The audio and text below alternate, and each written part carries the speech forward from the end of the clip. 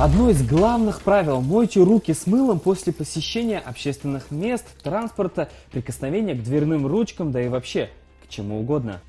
Если же воды рядом нет, то можно использовать либо влажные салфетки, либо вот такие дезинфицирующие средства. И еще, ни в коем случае не дотрагивайтесь до лица и глаз грязными руками. Не надо ждать, когда кто-то позаботится о вас, а потому убедитесь, что ваше рабочее место гигиенично. Протирать поверхности можно обычными бытовыми моющими средствами. А еще будет неплохо иногда проветривать помещение.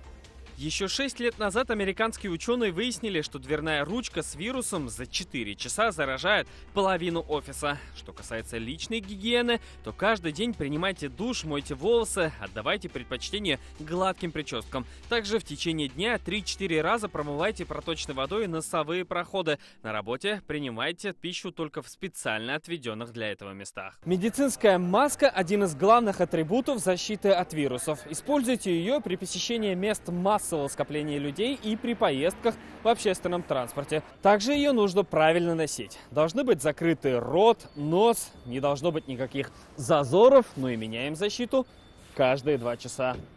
Роспотребнадзор призывает временно отказаться от поездок за границу. В случае посещения страны зоны риска распространения коронавируса, то воздержитесь от контактов в течение 2 недель после возвращения. И самое главное, если вы заметили высокую температуру, слабость, заложенность носа, кашель и затрудненное дыхание, то сразу же ограничьте контакты, останьтесь дома и обратитесь в больницу. Самолечение не выход, вирусы не медлят, и обращение к врачам – это защита не только вас, но и ваших близких. Салават Мухаммадуллин, Даниил Филатов, ТНВ, Казань.